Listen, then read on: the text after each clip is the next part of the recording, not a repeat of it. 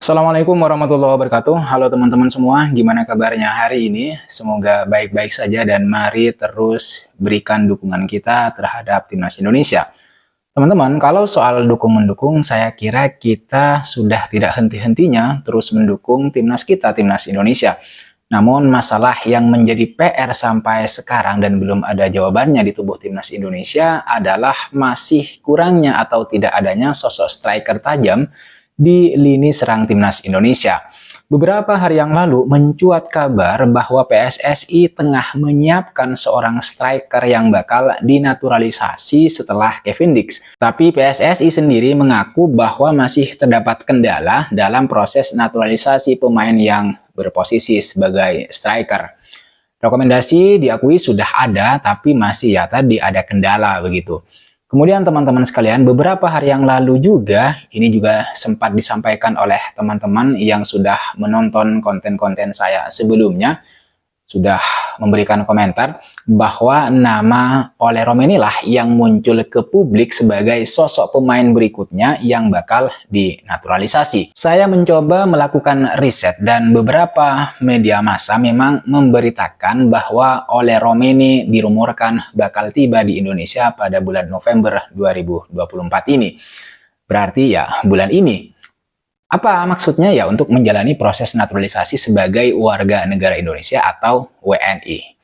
Rumor ini mencuat setelah anggota Komisi 13 DPR RI yaitu Jamaluddin Idam yang mengikuti rapat proses naturalisasi Kevin Dix diwawancarai oleh salah satu televisi nasional. Dalam wawancara tersebut, Jamaluddin Idam mengatakan bahwa Ole Romeni adalah pemain selanjutnya yang akan menjalani proses naturalisasi setelah Kevin Dix gitu.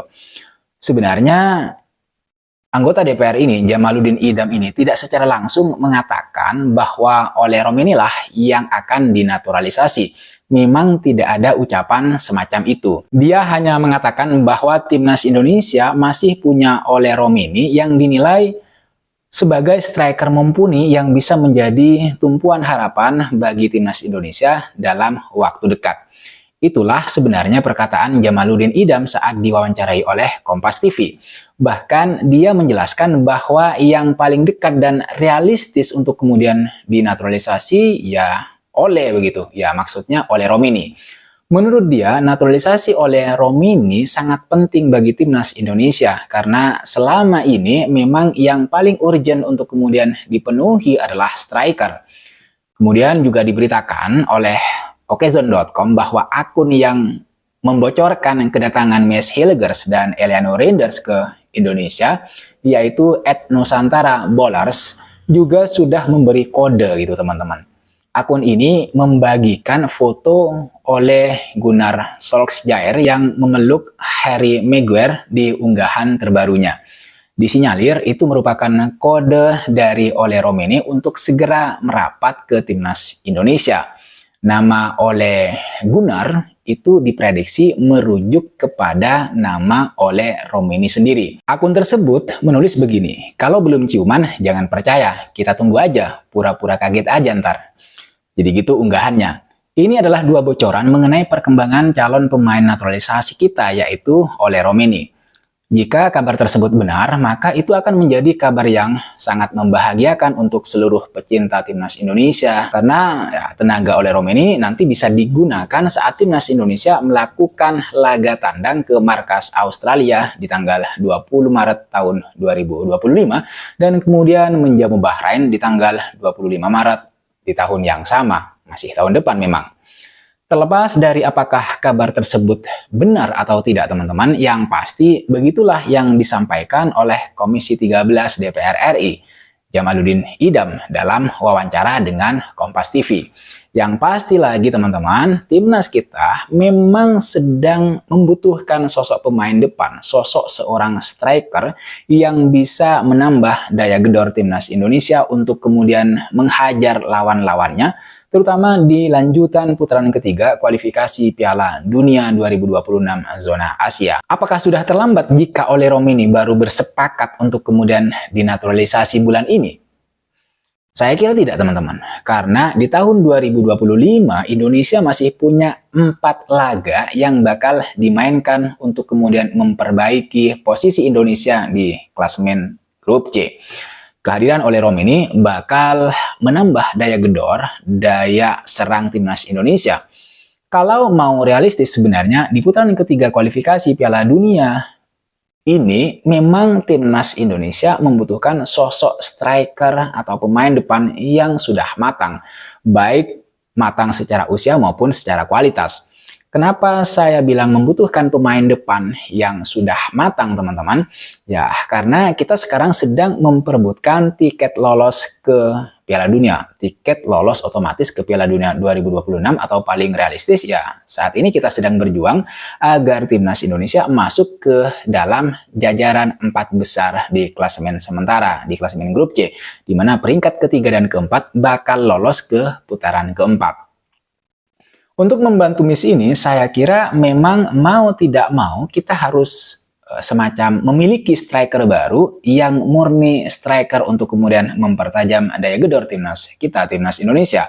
Kalau kita masih ingat perkataan Beto Gonçalves, pola permainan timnas Indonesia di bawah asuhan Shin Tae-yong itu sudah sangat baik, tapi hanya minus di sisi penyerang tengah yang tajam alias striker gitu.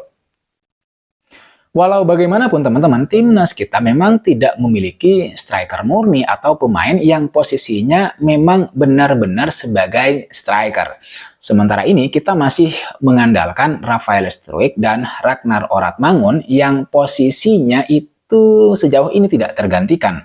Karena memang secara gaya permainan, dua pemain ini itu sangat cocok dengan pola permainan yang diterapkan oleh Shin Tae-yong, di mana dia suka sekali menurunkan pemain-pemain yang terlibat ke dalam mode serangan yang sedang dibangun oleh para pemain timnas kita, timnas Indonesia. Boleh jadi pola ini dia pakai karena memang di tubuh timnas Indonesia tidak ada striker murni yang mumpuni begitu. Sehingga Shin Tae-yong lebih banyak mengandalkan pemain-pemain sayap atau pemain-pemain yang kuat dalam memegang bola. Misalnya contohnya pemain yang mampu melakukan pergerakan tanpa bola, pemain yang juga pandai mencari ruang-ruang kosong, pemain yang bisa bergerak melebar untuk kemudian membiarkan teman setimnya mencari ruang kosong di tengah untuk melakukan serangan segitiga misalnya begitu, atau untuk mencetak gol. Nah, kembali lagi ke Ole Rom ini, jika pemain ini benar nanti datang di bulan ini ke Jakarta untuk melakukan jabat tangan dengan Pak Erick Thohir dan menonton pertandingan Indonesia versus Jepang, kemudian juga versus Arab Saudi, maka pesepak bola 24 tahun ini hampir pasti sudah memegang paspor Indonesia saat nanti timnas Indonesia bermain atau melakukan laga tandang ke markas Australia pada tanggal 20 Maret 2025. Jika benar nanti Ole Rom ini bersepakat gitu ya untuk dinaturalisasi dan benar-benar sudah menjadi WNI, maka nanti ketika timnas Indonesia bertandang ke markas Australia gitu, posisi depan timnas Indonesia bakal diisi oleh Ole Rom ini, kemudian Ragnar Oratmangun, dan yang jelas Rafael Struijk. Kolaborasi ini sudah cukup untuk kemudian menyulitkan skuad Australia. Kemungkinannya kan nanti timnas Indonesia tidak hanya bisa bermain imbang begitu ya. Kita tidak hanya harapkan bermain imbang, tetapi juga memiliki potensi untuk menumbangkan Australia di kandangnya sendiri. Oleh sebab itu, jika timnas Indonesia bisa menang atas Australia, maka para pecinta sepak bola tanah air boleh berharap melihat timnas Indonesia lolos otomatis ke Piala Dunia 2026. Kenapa bisa begitu? Pasalnya begini teman-teman, di klasemen sementara grup C kualifikasi Piala Dunia 2026 zona Asia hingga matchday keempat, timnas Indonesia yang duduk di posisi 5 dengan 3 angka hanya terpaut 2 poin dari Australia di posisi 2 atau batas akhir tim yang lolos otomatis ke Piala Dunia 2026. Sebenarnya kalau Indonesia menang atas Australia di tahun depan itu tidak serta-merta bisa naik ke posisi kedua, tapi masih harus melihat berapa banyak poin yang bisa Indonesia kumpulkan di matchday ke-5 dan ke-6 yang baru akan dimainkan di Gelora Bung Karno pada tanggal 15 dan 19 November bulan ini. Jika Indonesia mampu meraih hasil positif, anggap saja Indonesia mampu menahan imbang Jepang dan kemudian mampu menumbangkan Arab Saudi di kandang kita sendiri, maka Indonesia punya harapan untuk bisa duduk di peringkat kedua klasemen grup C. Dengan catatan di pertandingan lain, tim-tim seperti misalnya Cina dan kemudian Bahrain itu tidak memperoleh hasil yang lebih baik dari Timnas Indonesia di 2 laga bulan November ini. Itu artinya teman-teman, walaupun nanti kita misalnya sudah ketambahan oleh Romania di tahun depan, misalnya begitu, tetap saja nasib Indonesia ditentukan di setiap pertandingan. Apakah di setiap pertandingan Indonesia bisa meraih hasil positif atau tidak? Itulah pertanyaannya. Kalau melihat kondisi sekarang, hasil positif yang dimaksud ya Indonesia tidak boleh kalah dari Jepang dan harus menang saat melawan Arab Saudi nanti di bulan November ini. Kemudian juga menang melawan Bahrain dan Cina di tahun depan, serta kemudian menang melawan Australia dan seri melawan Jepang di leg kedua. Itu hasil positif yang kita maksud. Maka oleh sebab itu teman-teman, mari jangan berhenti untuk terus berdoa agar Timnas Indonesia mampu menampilkan permainan terbaik di atas lapangan dan kemudian bisa membawa pulang 3 poin dari masing-masing pertandingan. Oke teman-teman, saya kira itu yang bisa saya bahas, yang bisa saya ketengahkan di konten kali ini. Mudah-mudahan bermanfaat. Terima kasih sudah menonton video ini sampai selesai. Jangan lupa like, comment, dan subscribe. I'll see you on the next video.